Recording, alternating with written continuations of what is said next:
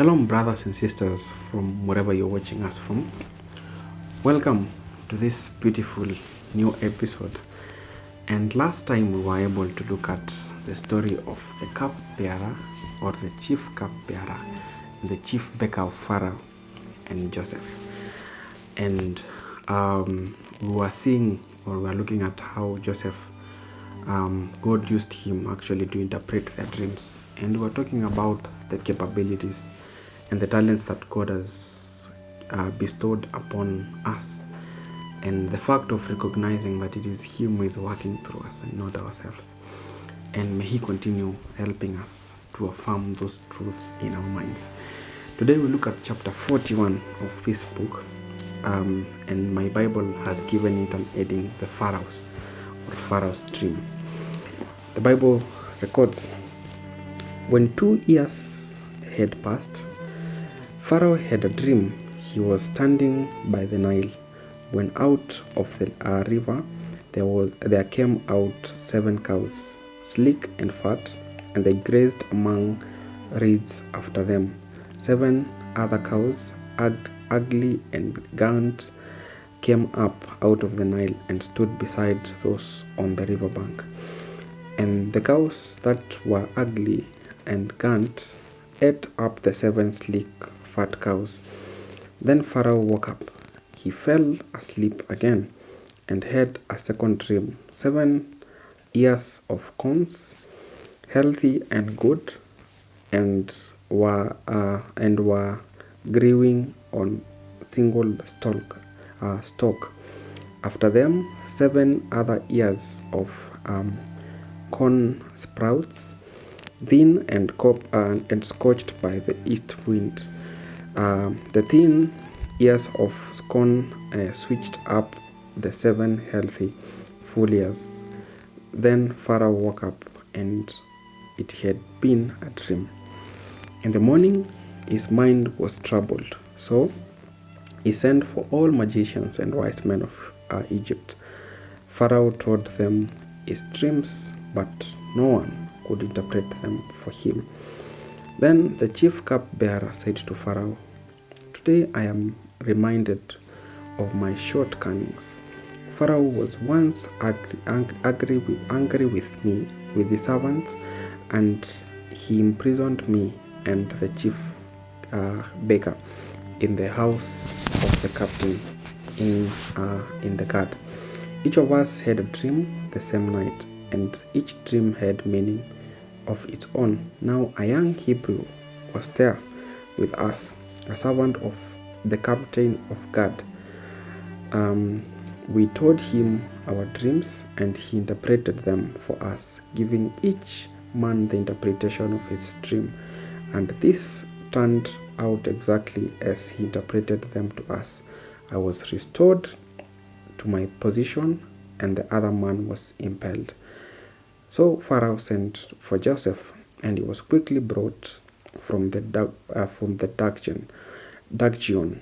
When he had shaved and changed his clothes, he came before Pharaoh. Pharaoh said to Joseph, "I had a dream, and no one can interpret, but I have heard it is said that when you hear a dream, you can interpret it." I cannot do it," Joseph replied to Pharaoh, "but God will give Pharaoh the answer he desires." Then Pharaoh said to Joseph, "In my dream, I was standing in the bank of Nile, and when out of the Nile there came up 7 cows, fat and silk, and they grazed among the reeds. After them, 7 other cows came up, scrawny and very ugly and clean. I had never seen such ugly cows in all the land of Israel. The lean ugly cows ate up the 7 fat cows that came up first, but even after they had ate them, no one could tell that they had done so. They looked just as ugly as before. Then I woke up. In my dream, I saw 7 ears of corn, full of good and growing on a single stalk. After them, 7 other ears scorched, withered and thin and scorched by the east wind. Then the thin ears of corn swallowed up the 7 good ears. I taught this to the magicians, but none of them could explain it to me. Verse 25 records, Then Joseph said to Pharaoh, The dreams of Pharaoh are one and the same. God has revealed to Pharaoh that he is about to do. The 7 good cows are 7 years, and the 7 good ears of corn are 7 years. In one of the same dream, the 7 lean, ugly cows that came up afterwards are 7 years.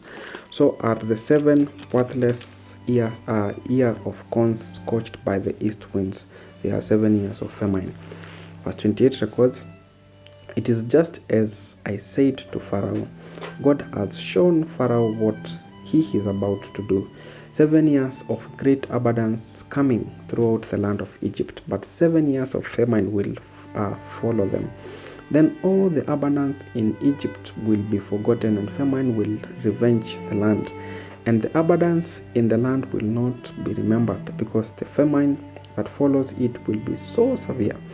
The reason the dream was given to Pharaoh in 2 forms is that the matter that has been firmly decided by God, and God will do it soon.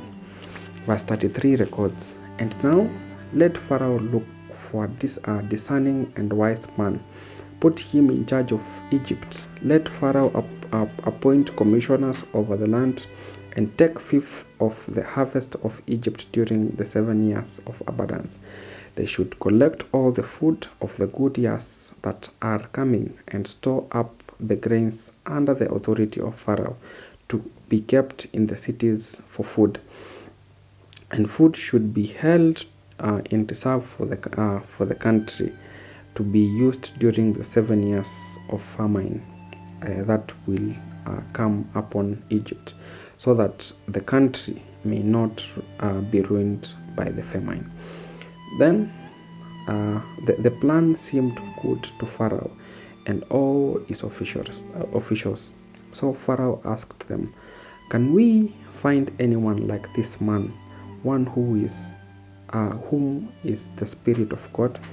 Then Pharaoh said to Joseph, Since God has made all this known to you, there is no one so discerning and wise as you.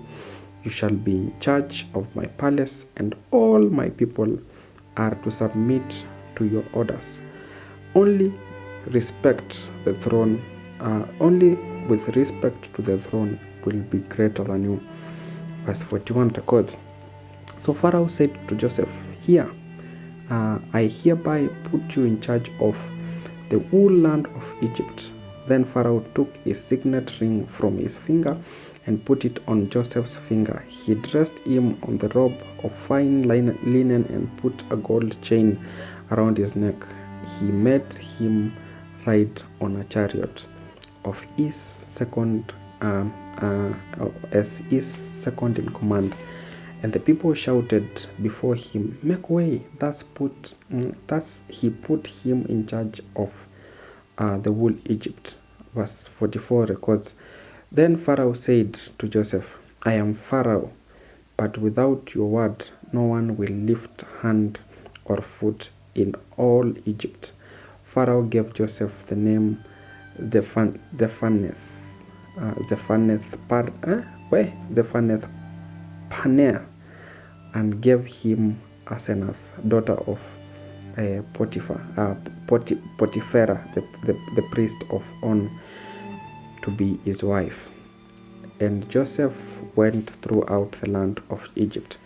Joseph was 30 years old when he entered the service of Pharaoh, king of Egypt. Joseph went out from Egypt, from Pharaoh's presence, and traveled throughout Egypt. During the 7 years of abundance, the land produced plenty. Joseph collected all food produced in the 7 years of abundance in Egypt and stored in the cities. In each city he put the food grown in field surrounding it. Joseph stored up huge quantities of grain like the sand of sea. It was so much that he stopped keeping record because it was beyond measure. Verse 50 records, before the years of famine came, 2 sons were born to Joseph by Asenath, the daughter of Pharaoh, a priest of On. Joseph named the firstborn Manasseh and said, it is because God has made me forget all my trouble and all my father's household. The second son named Ephraim and said, it is because God has made me fruitful in the land of my suffering. The 7 years of abundance in Egypt came to an end, and the 7 years of famine began. Just as Joseph had said, there was famine in all the lands, but in the whole land of Egypt there was food. When all Egypt began to feel the famine, the people cried to Pharaoh for food, and Pharaoh told all the Egyptians, go to Joseph, do what he tells you. When the famine spread over the whole country, Joseph opened all the storehouses and sold grain to Egyptians, for the famine was severe enough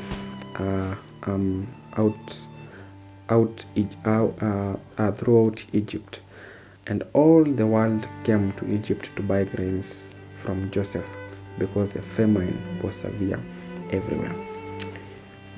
My people, this is a very beautiful chapter, and here we see now Joseph after actually him coming from the prison. And of course the story begins with Pharaoh having this dream, and it is 2 years down the line actually after the cupbearer being released from the prison.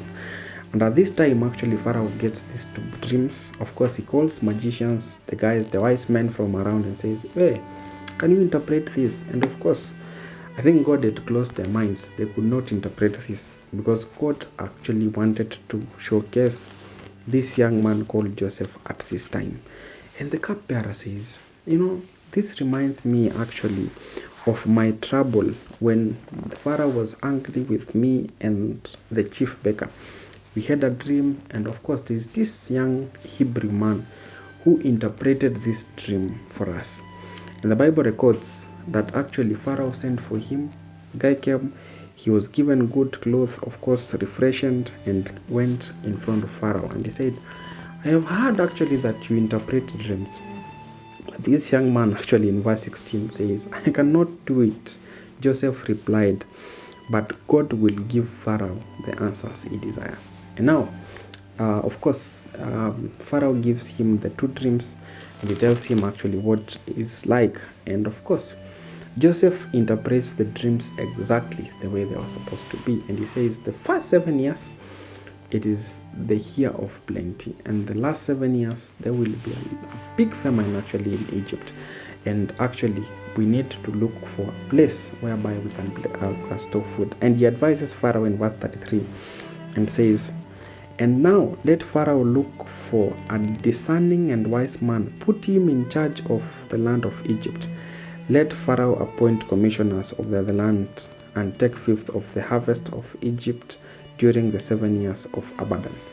And look, actually, he gives Pharaoh this beautiful counsel of advice, and he tells him, we will have to panga ourselves, or else this world will panga us. And of course, when Pharaoh looks at it keenly, and after actually talking to his officials, they noticed that there was no any other discerning man, and a man who is wise as this young man called Joseph. And the Bible says that this is how Pharaoh actually defines him. So Pharaoh asked them, can we find anyone like this man in whom the Spirit of God and actually, of course, Pharaoh actually made him actually second in command. He gives him his ring, of course, his necklace. He makes him ride in his chariot, and of course, they give him a wife, and he gives him a different name. And at this time, Joseph is made in charge of the whole Egypt. And of course, he does his assignment exactly. Actually, the Bible records that he went throughout Egypt actually, and he collected this food, and he built actually storehouses in different places. And when the famine came, actually, the Egyptians go crying to Pharaoh, and Pharaoh says, "Go look for Joseph and do whatever he tells you to do." And they come actually, and Joseph gives him food in exchange of their money. Now, just a few thoughts, ladies and gentlemen. The Bible records and says that actually when Joseph started this service, he was 30 years. Now, when you take 30 years and you minus 2 years, when Jacob was being thrown actually into prison, he was 28 years. And when Jacob actually, earlier we had read, when he is being sold by his brothers, he was 17 years. This is 13 years of complete distress. Joseph was in prison for more than 2 complete years. And in this place, of course, prison is not a good place. And he was able to live there for 2 years. But God actually allowed him to stay there for those 2 years while he was preparing him for this great position. And look at it. The guy who threw Joseph into prison is Pharaoh, is Potiphar. Potiphar is in charge of the guards of Pharaoh. But look at it, when Joseph is coming out of the prison, what God allows him to become, he becomes the second in command. That meant even Pharaoh himself, and Potiphar himself, who had thrown him into that prison, had actually to listen to all the commands given to this young man.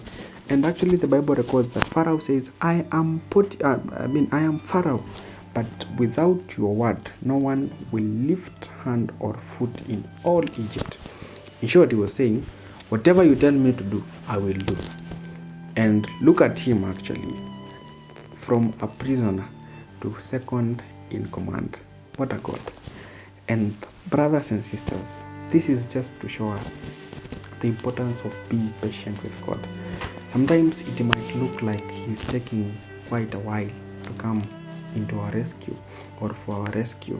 But whatever he has promised, brothers and sisters, he will have to make it come to pass. He will bring it into accomplishment. Remember that this guy actually, when he is being sold by his brothers, they never thought that he will land into the hands of Potiphar and be in charge of everything that belonged to Potiphar.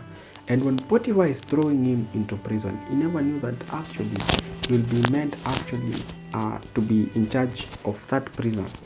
And when actually he is coming out of that prison and Pharaoh is taking him, no one knew that at any point Joseph will be second in command in Egypt. And look, he's given this position, and it is out of patience. Him waiting. You remember him having dreams of his brothers coming and ruling over his brothers, and actually bowing to him. And this will come to pass when we look at it actually in the coming chapters. This is just to come to us as an encouragement, brothers and sisters. We need to still stay on the course where God has called us. We need to continue trusting in him for whatever he has promised that he will do. We need to be patient actually, because he is preparing us. Look at Joseph actually. For those 2 years, God is preparing him. And even when the Pharaoh is calling him and telling him to come and interpret the dreams, he says, me, I don't know how to do it, but God will give Pharaoh an answer. And he would acknowledge that it is God who was doing this thing through him. May God actually help us, that we will be very patient with him, and we will allow him to showcase whatever he wants to showcase with our lives.